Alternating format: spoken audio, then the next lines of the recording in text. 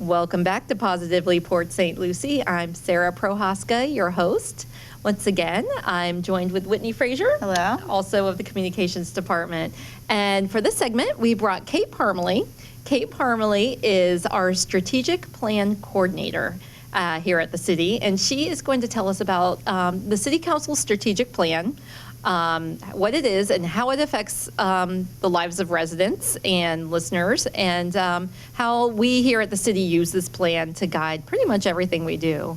So Kate, thank you for coming on. We really appreciate it. Thanks for having me. All right, so give us in a nutshell, what is the strategic plan? It may sound boring, but it's not really, because it's a living, breathing document that we follow every day here, right? Absolutely. Yeah. The City Council has really embraced strategic planning as the tool to really guide the city's future. And so it's really an exciting project, of course, and to work on a living, breathing document, as you said. Yeah. So the city has used strategic planning for several years, doing major outreach and getting together as a council to plan the next few years of activities of projects. And so the most recent strategic plan was developed last year. The City Council held a retreat. They held a citizen summit. They received feedback, and that ended up in forming a dynamic strategic plan with 7 goals. Yes. We have a mission and a vision statement, and these 7 goals capture a multitude of projects, over 158 different strategic actions that the City Council has requested staff to implement. So this really gives the staff the direction we need in order to prioritize our work.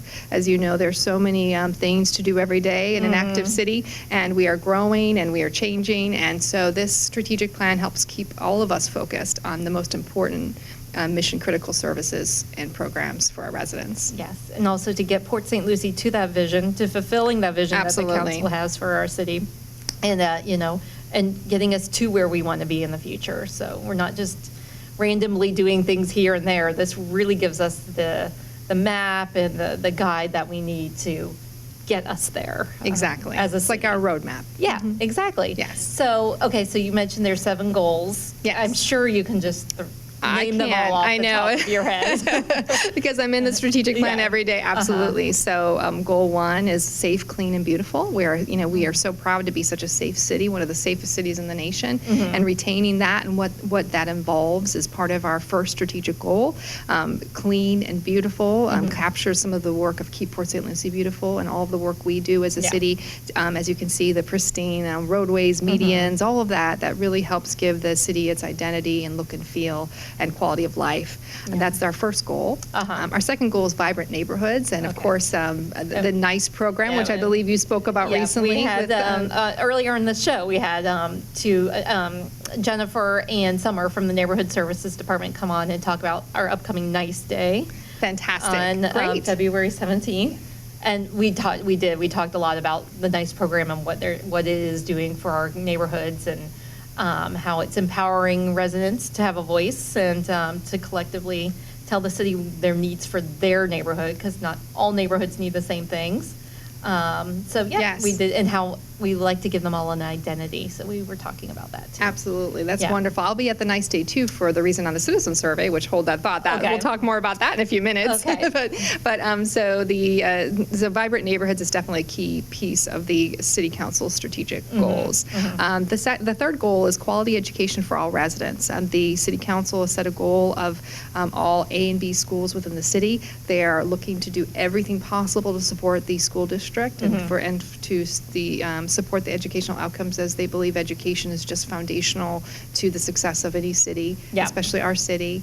So we are working, for example, as part of that education goal, and I know the chief will probably come on and speak more in detail about this in the future, but we are partnering with St. Lucie Public Schools on a truancy prevention initiative, working with the City Council funded parks officers in a budget that will help work with the school district to address that issue. We just gave an update to the City Council last week.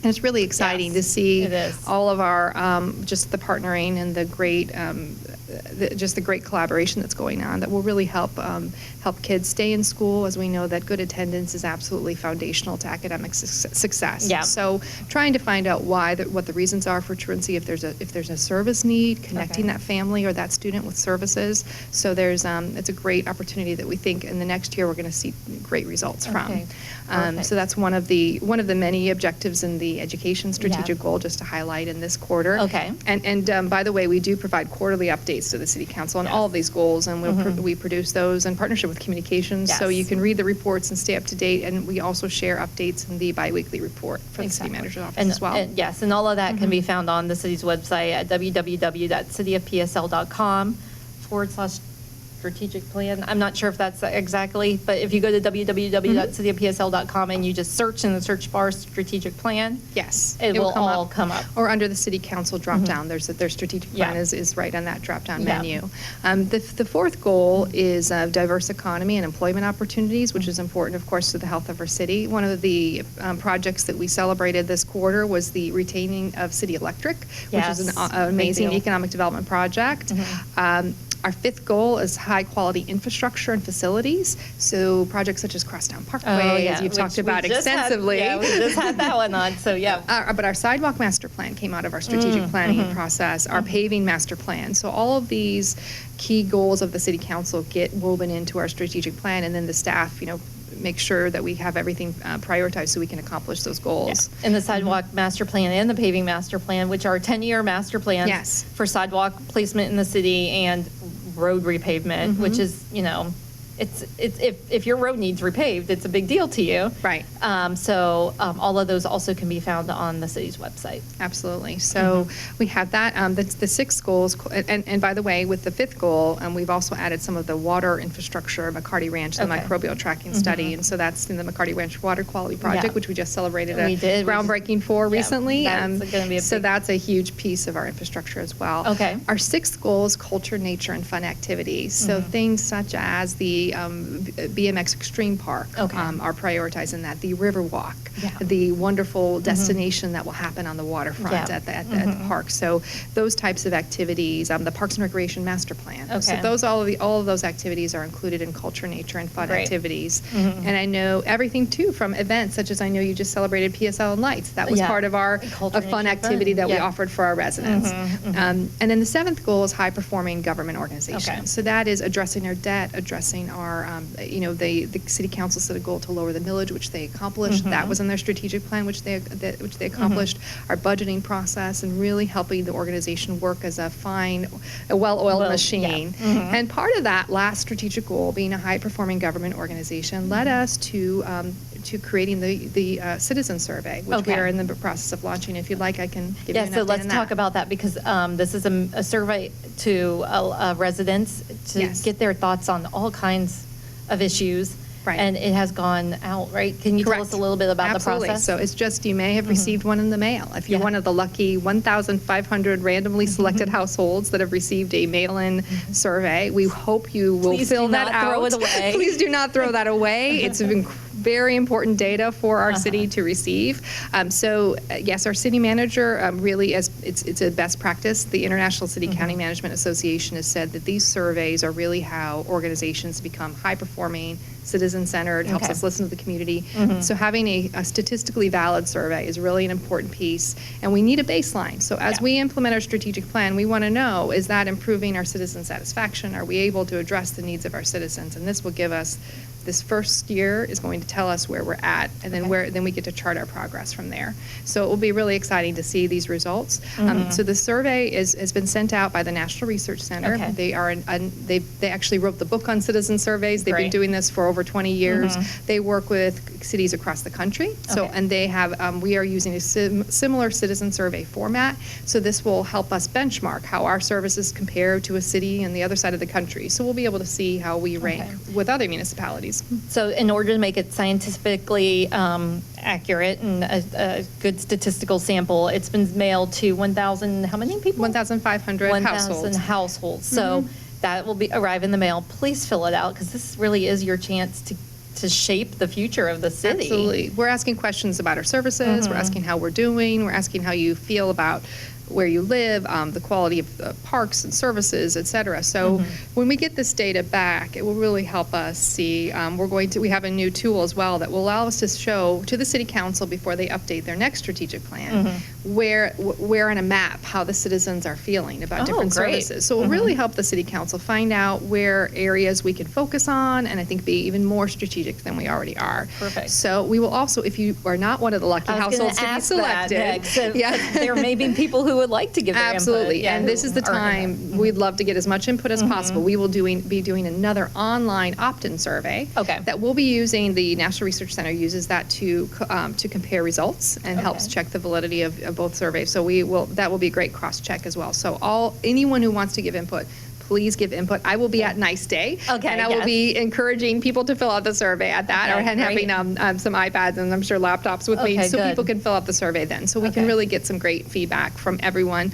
We'll also be doing a Facebook town hall. So if you can't make it to that event, or you don't want to spend time doing a survey online, just provide us some feedback through the town hall on Facebook. Yeah, that'll be more details to come on that. Yes, our city council has been so proactive in really listening to the needs of citizens, and so what part of my job is try to collect that and work with you all as well to share that, so everyone can really see the story of the city this year. We'll be able to look at, in addition to this tool allows us to, in addition to look at the survey data, we can look at, demographically, we'll know where the millennials live in the city of Port St. Lucie, where different generations. It'll be interesting to see where how our city is changing and what we can learn about our city through this process. Perfect, and that is really cool, the geographic mapping of it, because the wants on the eastern side of the city might not be necessarily the wants on the western side of the city or the southwestern area. So every area, Port St. Lucie is big. Yes. And, we want to serve every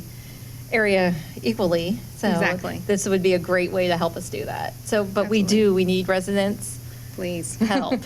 So please, if you receive one of those in the mail, please fill it out. And then when we get the online survey up and running, it'll be on our website. A link to it will be on our website. Absolutely. So, all right, Kate. Yeah. All right, Whitney, you got anything else you want to?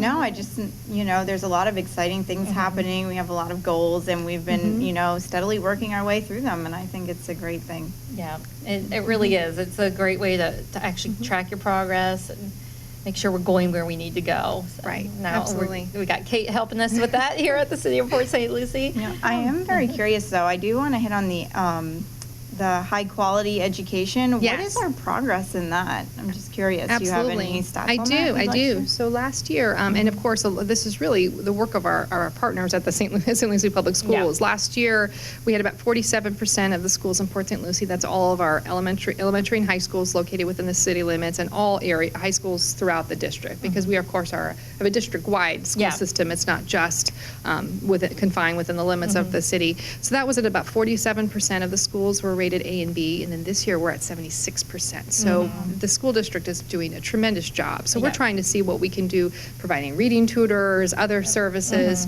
And we're also highlighting the work of our local schools at the city council meeting. We were Manatee Academy K-8 was at the last city council. We're sharing and asking those schools, when they come to be recognized before the city council, what can we do to be helpful? And so that's just one of the areas that we can report on. And career technical education is another area, a big priority of the city council. That is a question our citizen survey. So that's something that we'll be asking and getting some feedback and data as part of that objective as well. And just to plug to St. Lucie Public Schools, they recently announced some really fabulous news about their graduation rates.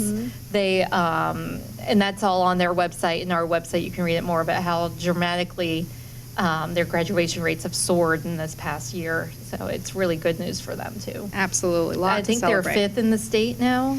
I know 1st in the Treasure Coast, and I believe 5th in the state. Yes. Yeah. So that is awesome news for that school district. Absolutely, and we're just regularly communicating and seeing what we can do to be helpful. And the truancy is, I think, definitely a highlight right now. But every week we're trying to see what else we can do. To be helpful. All right. Thank you. All right. Well, thank you, Kate. We really appreciate you coming on. And once again, all of these updates these reports that Kate orchestrates and manages for us are found on the city's website, which is www.cityofpsl.com. And we really appreciate you taking your time to come on. Thank you. And I want to thank all my guests on today's edition of Positively Port St. Lucie. And we thank all of our residents for listening to us. And please follow us on Facebook and Twitter. And always, you can find all of our updates at www.cityofpsl.com. Thank you.